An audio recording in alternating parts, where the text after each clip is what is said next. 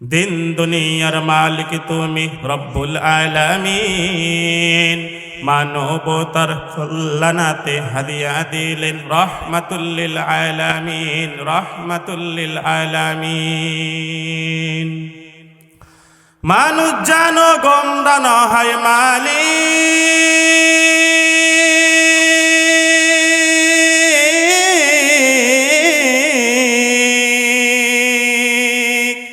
মানুষ জানো গোমরাহ হয়, মানুষ জানো গোমরাহ হয়, তার উপরে নাজিল করলেন কোরআনুল কারীম। দিন দুনিয়ার মালিক তুমি রব্বুল আলামিন। মানবতার কল্যাণাতে হাদিয়া দিলেন রহমাতুল লিল আলামিন, রহমাতুল লিল আলামিন।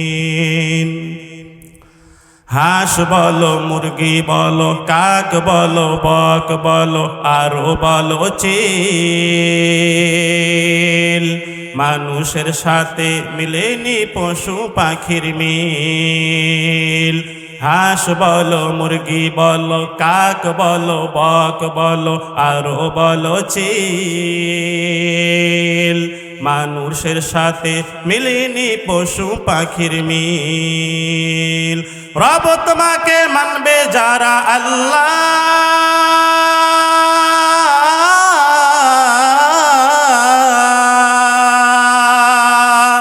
রব তোমাকে মানবে যারা, রব তোমাকে মানবে যারা, তারাই হবে জান্নাতে দাখিল। দিন দুনিয়ার মালিক তুমি রব্বুল আলামিন। দিন দুনিয়ার মালিক তুমি রব্বুল আলামিন। মানবতার কল্যাণাতে হাদিয়া দিলেন রহমাতুল লিল আলামিন, রহমাতুল লিল আলামিন। ইয়া আইয়ুহাল্লাযীনা আমানু তাকুল্লাহা ওয়া কুনু মা'আস সাদিকিন। আমার রব্বুল আলামিন পবিত্র মহাগ্রন্থ আল কোরআনে সারা পৃথিবীর মুসলমানদেরকে আল্লাহ তাআলা টার্গেট করে বললেন, লক্ষ্য করে বললেন, হে আমার ঈমানদারেরা, হে আমার বান্দারা, তোমরা আল্লাহ তাআলাকে ভয় করো। আমানুত্তাকুল্লাহ, আল্লাহকে তোমরা ভয় করো। কারণ আল্লাহ তাআলাকে ভয় করলে আল্লাহ রব্বুল আলামিন আমাদেরকে ইহদিনাস সিরাতুল মুস্তাকিমের পথটা আমাদেরকে আল্লাহ তাআলা দেখিয়ে দিবে। আল্লাহর ইবাদত করা আমাদের জন্য সহজ হয়ে যাবে।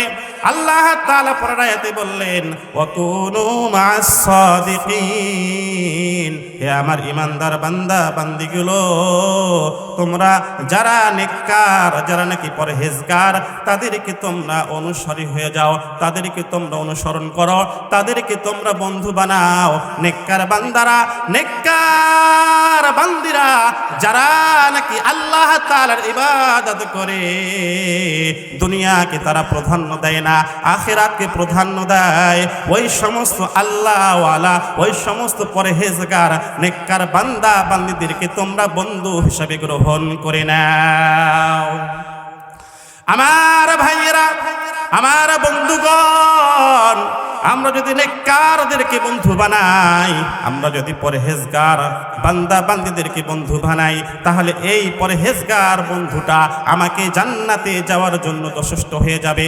দেখেন সাহাবায়ে কেরামরা কিভাবে আল্লাহ রসুলকে বন্ধু হিসাবে মানত, আল্লাহ রসুলকে কিভাবে তারা বন্ধু হিসাবে গ্রহণ করেছে, যার কারণে আল্লাহ রব্বুল আলামিন ওই সমস্ত সাহাবাদেরকে আল্লাহ তাআলা দুনিয়াতেও কল্যাণ দান করেছেন, আল্লাহ তাআলা তাদেরকে পরকালেও তাদেরকে নাজাত দান করে দিয়েছেন। দেখেন নেককার বান্দাদেরকে বন্ধু বানাইলে আল্লাহ তাআলা কি রকম তাদেরকে জাযা দান করেন। আমার নবীর যুগের এক ঘটনা আপনাদেরকে বলিয়ে দেই। আমার বাবাজিরা, আমার বন্ধুগণ, কোনো দিকে খেয়াল করা না, এই আলোচনার দিকে একটু খেয়াল করেন, গভীর মনোযোগী হয়ে যান। আল্লাহ রসুল সাল্লাল্লাহু আলাইহি ওয়াসাল্লামকে সাহাবেরা কিভাবে বন্ধু হিসেবে গ্রহণ করেছিল। তারা তাদের সন্তান, তারা তাদের জায়গা জমি, টাকা পয়সা থেকেও বেশি আল্লাহ রসুলকে ভালোবাসতো। আল্লাহ রসুল সাল্লাল্লাহু আলাইহি ওয়াসাল্লাম এক সাহাবী, আল্লাহ রাসূল সাল্লাল্লাহু আলাইহি ওয়াসাল্লামের এক সাহাবী, যেই সাহাবীটা ছিল অনেক পরিমাণে কালো। ওই কালো সাহাবীর নাম হচ্ছে আসওয়াদ, একেবারে পুরা কালা। ওই আসওয়াদ রে নবী একদিন বলে, এ আসওয়াদ তুমি বিয়া করবানি? আসওয়াদ বলে, পয়গম্বর বিয়া তো করতে মন চায়, কিন্তু এই মক্কা মদিনার মধ্যে কোনো মেয়ের বাবারা আমার সঙ্গে তার মেয়েকে বিয়া দেয় না।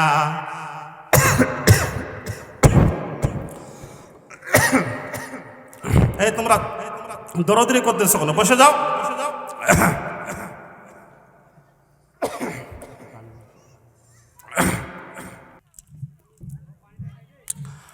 আমার নবীর সাহাবীর নাম হচ্ছে আসওয়াদ।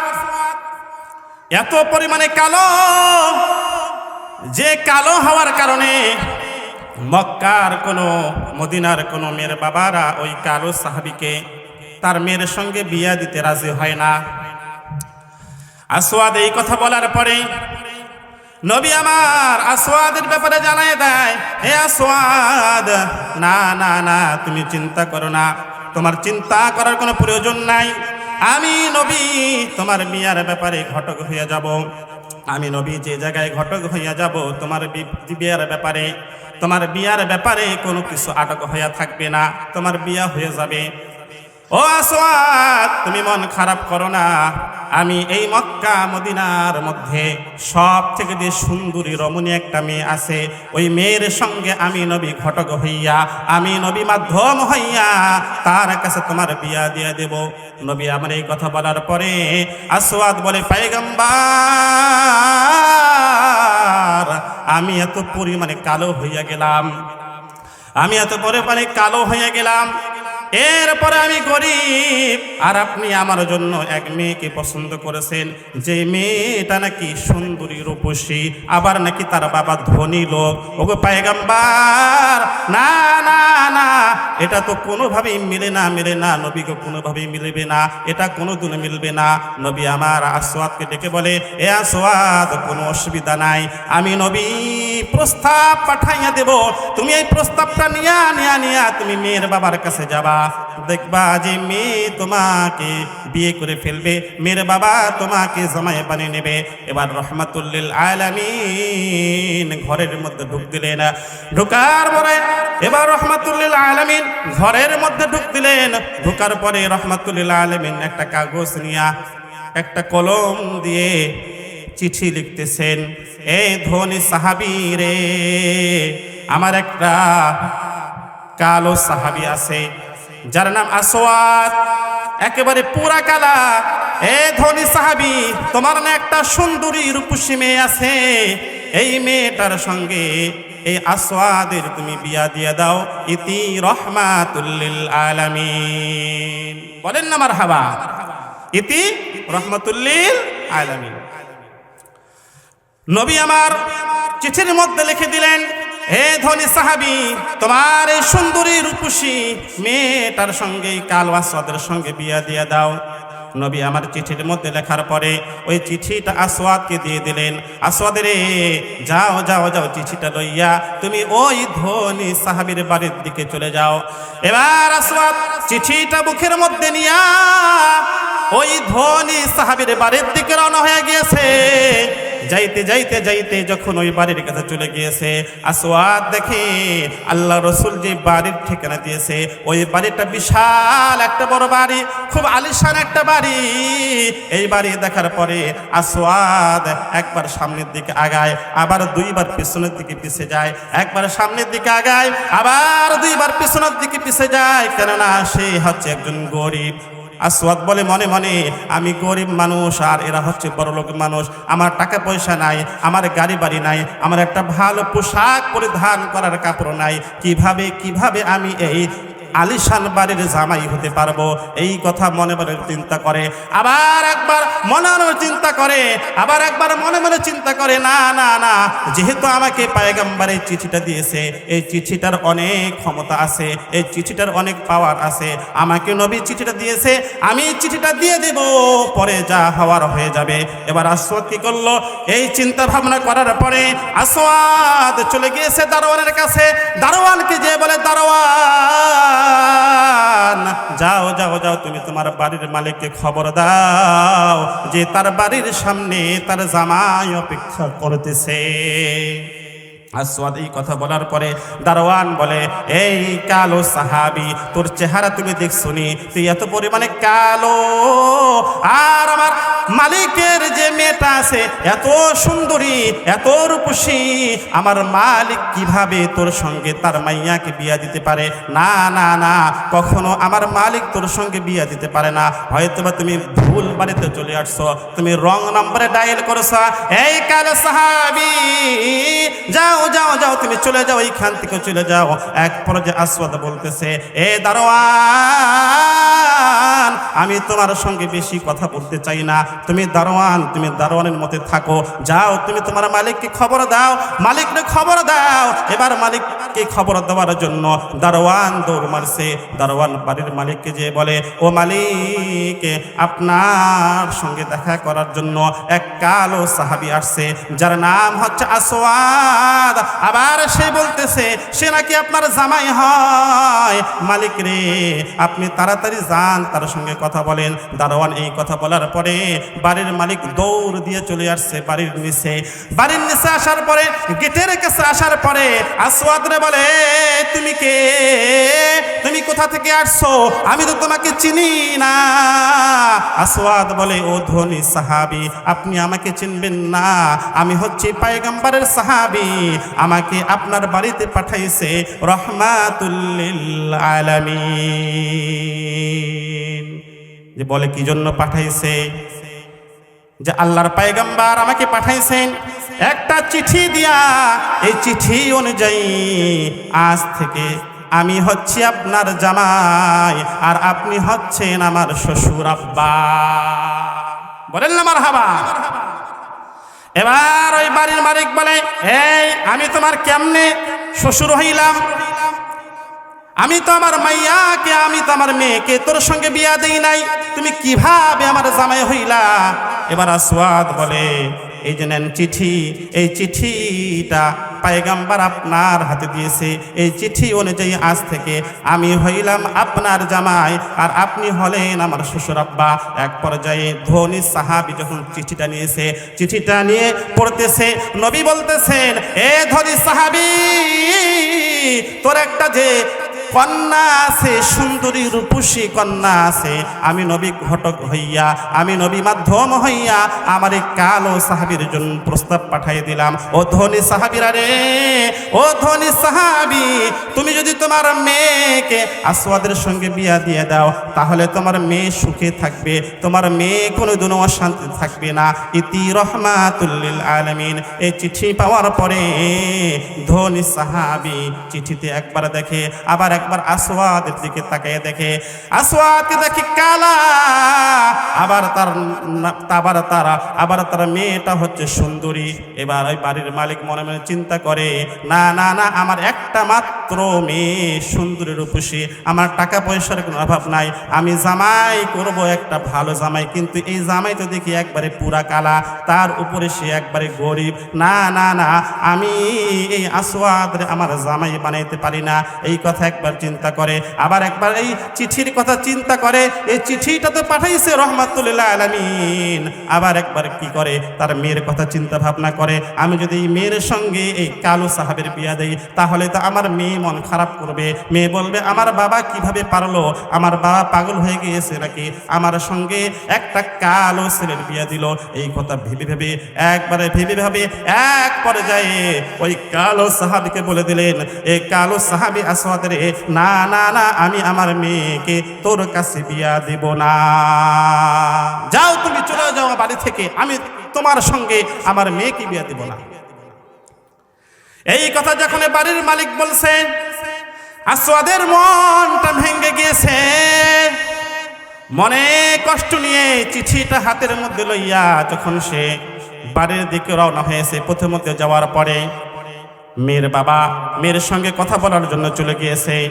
মেয়ের বাবা তার বাবাকে বলে, বাবা একটু আগে একটা সাহাবী আসলো, একটা কালো লোক আসলো, আসার সময় দেখলাম ওই লোকটা হাসতে হাসতে আপনার সঙ্গে কথা বলতেছিল, কিন্তু যাওয়ার সময় দেখলাম একটা জিনিস খেয়াল করে দেখলাম, যাওয়ার সময় ওই লোকটা কি যেন একটা মলিন হয়ে বুক ভরা ক্লান্ত নিয়ে কষ্ট নিয়ে আমাদের বাড়ি ত্যাগ করে চলে গেল।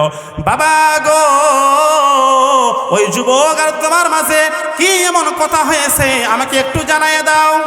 এবার মেয়ের বাবা বলে, ওগো মা, ওই ছেলেটা একটা চিঠি নিয়ে আসছিল, চিঠির মধ্যে লেখা ছিল যে আসওয়াদের সঙ্গে তোমার বিয়া দিয়ে দিবে, সে নাকি তোমাকে বিবাহ করবে, এর ব্যাপারে সেই প্রস্তাব নিয়ে আসছিল। এবার মেয়ে বলে, বাবা গো, এই চিঠিটাকে পাঠাইছে, এটার ঘটককে? এবার বাবা বলে, ওগো মা, এটার ঘটক সাধারণ কোনো মানুষ নয়, এই চিঠিটা দিয়া দিয়া পাঠাইছেন রহমাতুল লিল আলামিন। চিঠিটা পাঠাইছে কে? নবী পাঠাইছে। নবী, সারা বিশ্বের যিনি নবী, রহমত স্বরূপ, যেই নবীকে না বানাইলে আল্লাহ আসমান জমিন চন্দ্র তারা গ্রহ রবি কোনো কিছুই সৃষ্টি করতো না, সেই নবীটা এই চিঠিটা দিয়ে পাঠাইছে। এই কথা যখন বাবা বলছে, এবার মেয়ে বলতেছে, বাবা তুমি কিভাবে এই চিঠিটা তুমি প্রত্যাখ্যান করলা, কিভাবে তুমি এই চিঠিটা ফিরিয়ে দিলা? বাবা গো, তোমার অন্তরে কি নবীর মোহাব্বত নাই? বিন্দু মাত্র কি নবীর ভালোবাসা তোমার অন্তরে নাই? যেই নবী আমার জন্য একটা ছেলে পছন্দ করেছে, যদিও হোক নবী ছেলেটা কালা, কিন্তু আমার কাছে সে অনেক ভালা। বাবা গো, যাও যাও যাও, তাড়াতাড়ি ওই ছেলেকে তুমি নিয়ে আসো। বাবা, দুনিয়া অস্থায়ী, দুনিয়া থাকার জায়গা না, দুনিয়া তো হয়তো বা আমি 60 থেকে 70 বছর বাঁচবো, এরপরে কিন্তু আমি বাঁচবো না। বাবা গো, দেখো না, এই দুনিয়াতে আমার দাদাও নাই, আমার দাদিও নাই, কেউ দুনিয়াতে সারা জীবন থাকতে পারে নাই। বাবা গো, দুনিয়াতে আমিও থাকতে পারতো, আমি দুনিয়াতে থাকতে পারবো না। বাবা গো, আমি যদি নবীর ওই ছেলেকে পছন্দ করে বিবাহ করি, তাহলে হয়তো বা আল্লাহ তাআলা আমাকে এর ওসিলায় আমাকে আল্লাহ জান্নাত দান করবেন। বাবা গো, সবাইকে মৃত্যুবরণ করতে হবে, মরার পরে স্থায়ীভাবে থাকতে হবে। বাবা, আমি যখন মারা যাব, আমার কবরে যদি আযাব হয়ে যায়, আমাকে যদি আল্লাহ জাহান্নামের মধ্যে ফেলাইয়ে দেয়, তাহলে আমার কি হয়ে যাবে? বাবা, কবর তো একটা ভালো জায়গা না, কবরের মধ্যে তো কেউ কাউকে দেখতে যাবে না। বাবা, আপনিও তো আমার কবরে যাবেন না। বাবা গো, আমার কবরে যাবে একমাত্র রহমাতুল লিল আলামিন। সবাইকে মৃত্যুবরণ করতে হবে, কিন্তু কোনো কিছু নিয়ে যাব না, টাকা পয়সা ধন দৌলত কাপড় চোপড় এগুলো কিছুই নিয়ে যাব না। মৃত্যু আসবে না, সবাইকে মৃত্যুবরণ করতে হবে। কথা বলেন, আমার মরণ আসিবে কবে কেউ তো জানে না, আমার মরণ আসিবে কবে কেউ তো জানি না, আমি মরে গেলে আমায় তোমরা ভুইলা যাইও না, আমি মরে গেলে আমায় তোমরা ভুইলা যাইও না, আমার মরণ আসিবে কবে কেউ তো জানি না, আমার মরণ আসিবে কবে কেউ তো জানি না।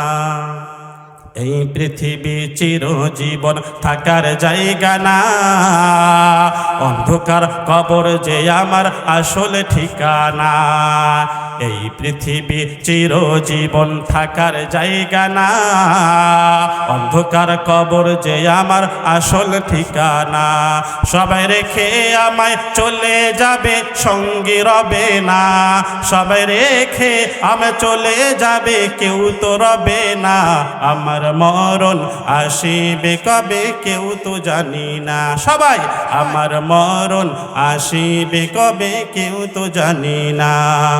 কবর মাঝে মা বাবাকে পাওয়া যাবে না, রবে যিনি তিনি হলেন শাহে মদিনা। বলেন না মারহাবা। কবর মাঝে মা বাবাকে দেখা যাবে না, দেখবো যাকে তিনি হলেন শাহে মদিনা। ওই নবীকে পাইতে হলে সুন্নাহ মানো না, ও ভাইজান ওই নবীকে পাইতে হলে সুন্নাহ মানো না। আমার মরণ আসিবে কবে কেউ তো জানি না, আমার মরণ আসিবে কবে কেউ তো জানি না। বাবা আমার মরণ কখন কোন সময় আসবে আমি বলতে পারি না। দুনিয়াতে যদি একটু কষ্ট করি, আখিরাত যদি আমার ভালো হয়ে যায় বাবা গো, তাহলে ওই কালো সাহাবীকে বিয়ে করার ব্যাপারে আমার কোনো অসুবিধা নাই। বাবা গো, নবীর প্রস্তাবকে আমি প্রাধান্য দিয়ে, আখিরাতকে প্রাধান্য দিয়ে আমি ওই কালো সাহাবীকে আসওয়াদকে বিয়ে করতে চাই। মেয়ে যখন এই কথা বলে দিল, তখন মেয়ের বাবা বলতেছে, দেখি আমার মেয়ে এই বিয়ে করার ব্যাপারে রাজি হয়ে গেল। এবার মেয়ের বাবা কি করলো, দৌড় মারলো ওই কালো আসওয়াদকে ডাকার জন্য। মেয়ের বাবা আসওয়াদরে ডাক দা, আসওয়াদ দাঁড়াও দাঁড়াও দাঁড়াও, আমি আমার মেয়ের ব্যাপারে বিয়ে না দেওয়ার জন্য তোমাকে বলে দিয়েছিলাম, কিন্তু আসওয়াদ রে তোমার জন্য একটা সুসংবাদ আছে, আমার মেয়ে তোমাকে বিয়া করার জন্য রাজি হয়ে গেছে। আসওয়াদ আসো আসো, তাড়াতাড়ি আসো, আমার মেয়ে তোমাকে বিবাহ করবে। আসওয়াদ রে বলো বলো বলো, তুমি মোহরানা কয় টাকা দিবা, কয় দিরহাম মুরহাম কয় দিরহাম তুমি মুরহানা বাঁধবা। আসওয়াদ বলে, ও ধনী সাহাবী, আমার কাছে কোনো টাকা পয়সা নাই, আমার কাছে কোনো দিরহাম নাই যে আমি মোহরানা দেব, আমার কোনো অ্যাবিলিটি নাই, আমি গরিব। তবে হ্যাঁ, আমার কাছে একমাত্র একটা অ্যাবিলিটি আছে, সেটা হচ্ছে এই চিঠি। চিঠিটাই হচ্ছে আমার একমাত্র সম্বল। এবার মেয়ের বাবা মেয়েকে যে বলে, তুমি যে তার সঙ্গে বিবাহতে বসতে চাও, বিয়ার প্রীতি বসতে চাও, কিন্তু তার তো মোহরানা দেওয়ার কোনো অ্যাবিলিটি নাই, কোনো দিরহাম তার কাছে নাই, তার কাছে শুধু একটাই মাত্র জিনিস আছে, সেটা হচ্ছে রহমাতুল আলামিনের চিঠি। এই চিঠিটাই নাকি তার একমাত্র সম্বল। এবার মেয়ে বলে, বাবা গো, যদিও ওই ছেলেটার কোনো টাকা নাই, দিরহাম নাই, তার অ্যাবিলিটি নাই, কিন্তু আপনার তো টাকা পয়সার অভাব নাই, আপনি আপনার ভান্ডার থেকে তাকে কিছু টাকা দিয়ে দেন, তাহলেই তো সেই মোহরানা দিতে পারে। দেখেন কিরকম মেয়ে, দিনদার পরহেজগারিনী মেয়ে। তখনকার যুগের মেয়েরা কিরকম ছিল আর এখনকার যুগের মেয়েরা কিরকম। আল্লাহর নবীকে ভালোবাসার জন্য কালো ব্যক্তিকে, গরিব ব্যক্তিকে সে স্বামী হিসাবে গ্রহণ করতে চায়। কিন্তু এখনকার জামানার যারা মেয়েগুলো আছে, এরা দেখবেন শুধু স্মার্ট খুঁজে, যাদের টাকা আছে তাদেরকে স্বামী হিসেবে গ্রহণ করে, যদিও তার 3টা 4টা বিয়া হয়েছে। হ্যাঁ, যদি টাকা পয়সা থাকে তাহলে ওই ব্যক্তিকে বিয়ে করার জন্য রাজি হয়ে যায়। আর যে নামাজি, যে কোরআন পড়ে, ওকে পছন্দ করে না, তাই না? আর যে বুড়া হয়ে গেছে, থুতরা বুড়া, যৌবন নাই কিন্তু আছে টাকা, টাকা দেখে এই মেয়েরা ওই থুতরা বুড়াকে বিয়ে করে। কথা বলেন ঠিক না বেঠিক? এজন্য আমাদের যারা মেয়েরা আছেন, এই মেয়েদেরকে নবীদের স্ত্রীদের গুণে গুণান্বিত হতে হবে, সাহাবীদের স্ত্রীর গুণে গুণান্বিত হতে হবে, তাহলে আল্লাহ আপনাদেরকে নাজাত দান করবেন, আপনার সংসারের মধ্যে আল্লাহ তাআলা রহমত দিয়ে দিবেন। কিন্তু আজকে আমরা মেয়েরা আল্লাহ তাআলার হুকুমকে অমান্য করে আজকে আমরা বিভিন্ন তামাশায়, বিভিন্ন ফ্যাশনে আমরা আজকে দুনিয়াতে চলাফেরা করতেছি। আর অনেক ছেলে মেয়েরা যখন পছন্দ করে না, ছেলেরাও তারা বিরক্ত হয়ে যায় যে আমার বিয়ে হয় না, আমি নামাজ পড়ি, আমি কোরআন পড়ে আমি হুজুর হয়েছি, আমাকে মেয়ে কেউ পছন্দ করে না, আমার বিয়ে হয় না। ভাইদেরকে বলবো, ওই সমস্ত ভাইদেরকে বলবো যে দেখেন, আপনার যখন বিয়ার ফুল ফুটে যাবে, বিয়ার ফুলে যখন ফুটে যাবে, তখন আল্লাহর পক্ষ থেকে আপনাকে আল্লাহ তাআলা বিয়ে দিয়ে দিবে। আপনি টেনশন করিয়েন না, আপনি চিন্তা করিয়েন না। অনেক যুবক ভাইরা দেখবেন বিয়া করার জন্য ব্যস্ত হয়ে যায়। ঘটককে টাকা খাওয়াইতে খাওয়াইতে পকেটের টাকা শেষ করে ফেলছে, হাঁটতে হাঁটতে পায়ের জুতা ক্ষয় করে ফেলেছে, বিয়া হয় না। ওই যুবক ছেলেটা একবারে মনে কষ্ট করে থাকে। আমি বলবো ভাইদেরকে, আপনি আল্লাহর ইবাদত করেন, আল্লাহকে ডাকেন, দেখবেন আল্লাহ তাআলা আপনার জন্য বান্দিকে ঠিক করে রেখে দেবে, আপনার বিয়া হয়ে যাবে।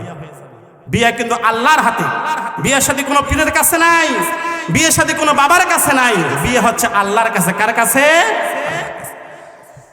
বিয়া শাদি খোদার হাতে, খোদার কলম নড়ে না, খোদাই যারে কলম মারে এই কলম আর ফিরে না। কথা বলেন ঠিক না?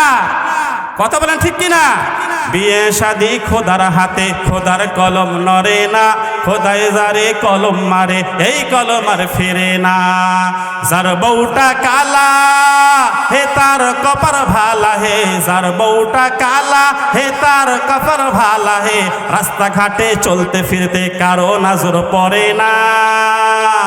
যার বউটা ধওলা হে তার কপাল ভালা হে, যার বউটা ধওলা তার কপাল ভালা হে, গভীর রাতে কারেন্ট গেলে বাতি জ্বলার লাগে না। ঠিক কিনা বলেন? বিয়ে শাদি খোদার হাতে, খোদার কলম নড়ে না, খোদায় যারে কলম মারে এই কলম আর ফিরে না। যার বউটা লম্বা তার কপাল ভালা, যার বউটা লম্বা হে ভাই লাগে না তার খাম্বা, নারকেল কাছে নারকেল পাড়িতে চঙ্গা কোঠা লাগে না। যার বউটা মোটা হে তার কপাল ভালা, যার বউটা মোটা হে তার কপাল ভালা, আষাঢ় মাসে বৃষ্টি এলে হেইলা দুইলা পড়ে না। যার বউটা বাটি হে তার জামাই খাটি, যার বউটা বাটি হে তার জামাই খাটি, খাড়ায় খাড়ায় ঘর ঝাড়ু দেয় মাথা নেওয়ার লাগে না। বিয়ে শাদি খোদার হাতে, খোদার কলম নড়ে না, খোদায় যারে কলম মারে এই কলম আর ফেরে না। যার বউটা চিকিনা হে তার জামাই পাকনা, যার বউটা চিকিনা হে তার জামাই পাকনা, চিকনা আর পাকনা মিলা সংসার ভাঙতে পারে না। কথা বলেন ঠিক না বেটে? বিয়ে শাদি খোদার হাতে, খোদার কলম নড়ে না, খোদায় যারে কলম মারে এই কলম আর ফেরে না। বিয়ের মালিক, বিয়ে দেওয়ার মালিক হচ্ছে একমাত্র আল্লাহ তাআলা। আপনার বিবাহ, আপনার রিজিক, আপনার ধন দৌলত সব কিছু কার হাতে? আল্লাহর হাতে।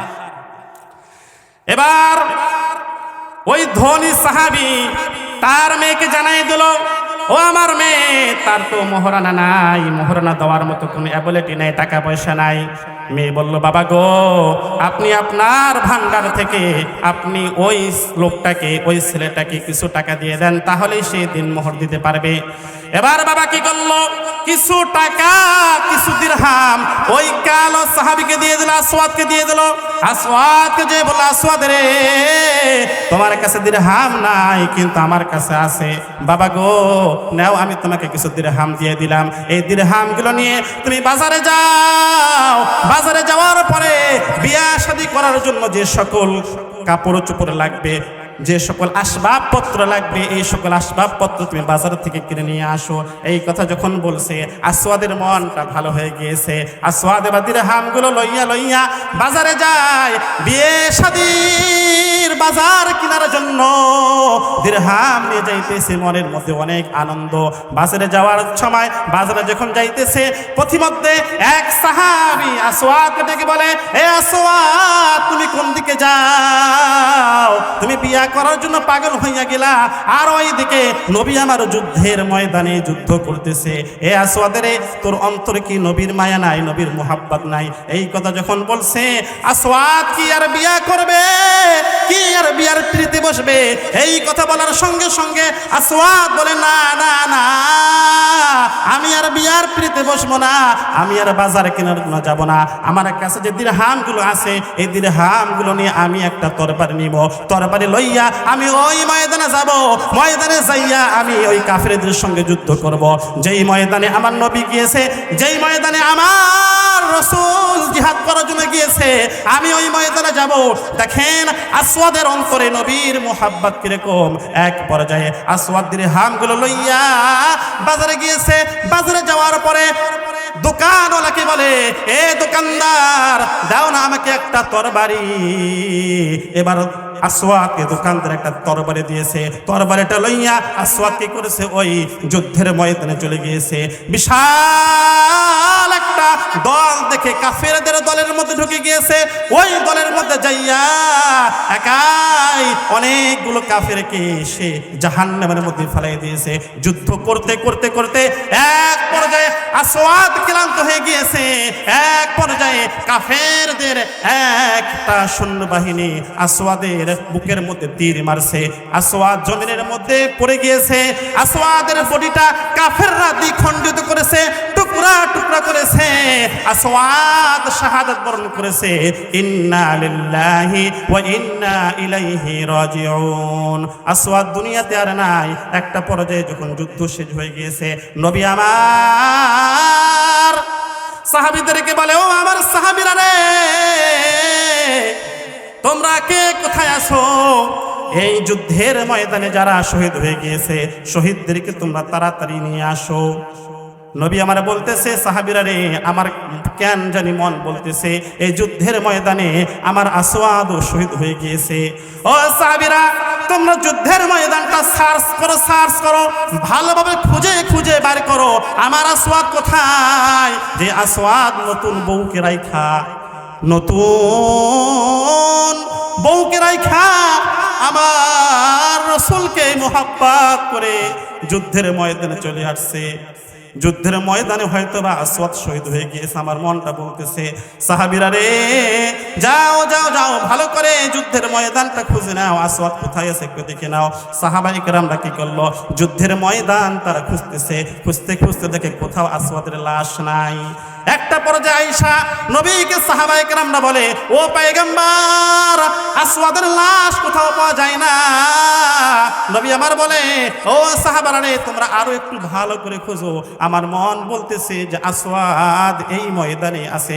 এই কথা বলার পরে সাহাবায়ে কেরামরা আবার দ্বিতীয়বার যুদ্ধের ময়দানে চলে গেলেন।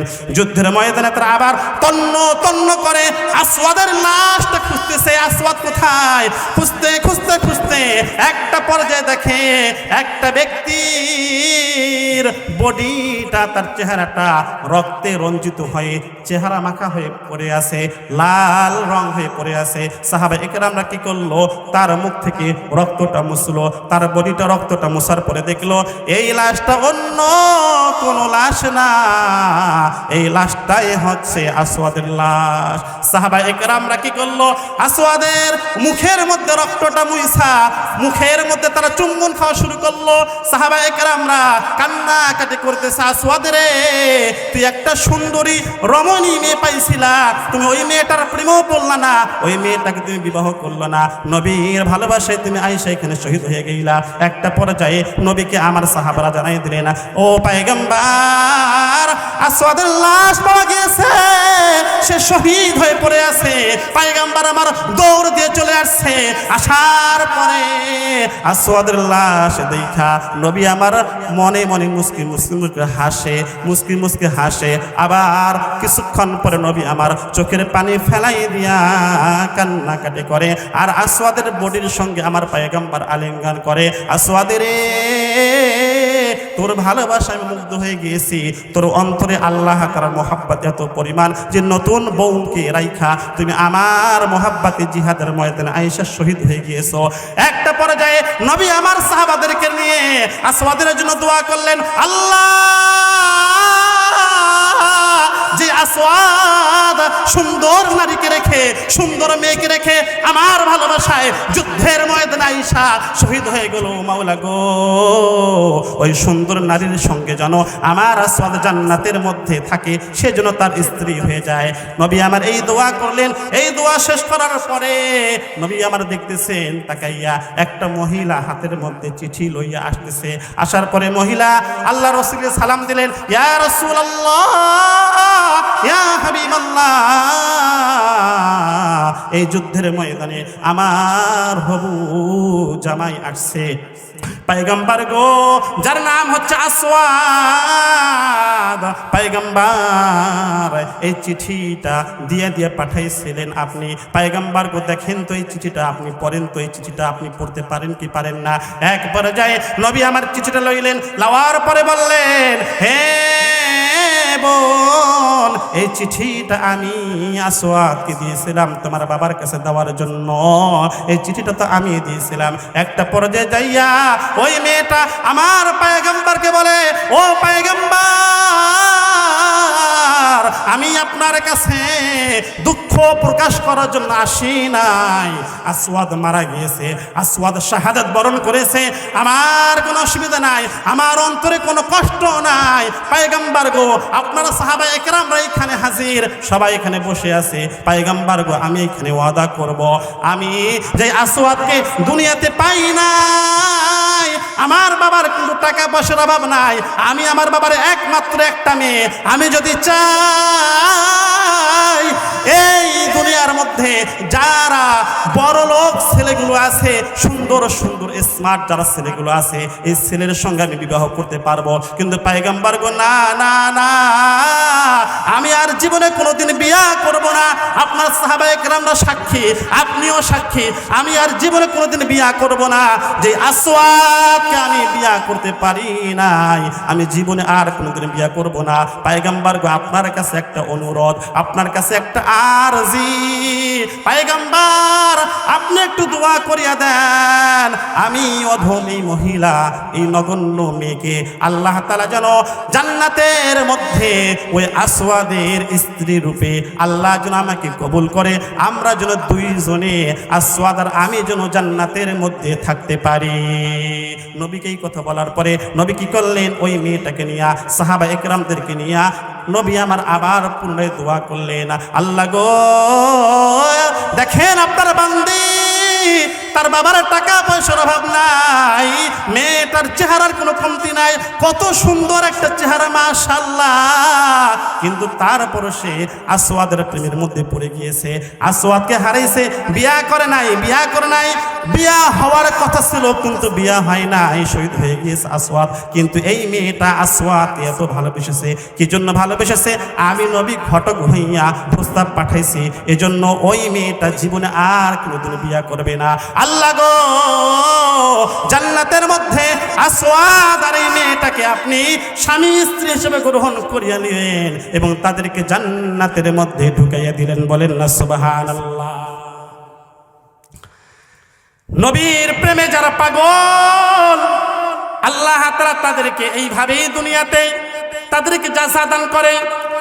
আমার ভাইরা, আমার বন্ধুগণ, আমি যে আয়াতে কালিমা তেলাওয়াত করেছিলাম, ইয়া আইয়ুহাল্লাযীনা আমানুত্তাকুল্লাহা ওয়া কুনু মা'আস সাদিকিন। হে দুনিয়ার মানুষরা, হে দুনিয়ার আমার বান্দা বান্দিগুলো, আল্লাহকে ভয় করো। আল্লাহকে ভয় করলে আল্লাহ তোমাদেরকে দুনিয়াতে চলাফেরা করার জন্য সহজ করে দিবে, ইবাদত করা সহজ করে দিবে, দুনিয়ার মধ্যে চলাফেরা করা তোমাদের জন্য সহজ করে দিবে। ওয়াকুন মা'আস সাদিকিন, আর সত্যবাদী যারা তাদেরকে তোমরা বন্ধু হিসেবে গ্রহণ করো, তাদেরকে তোমরা সঙ্গী বানাও।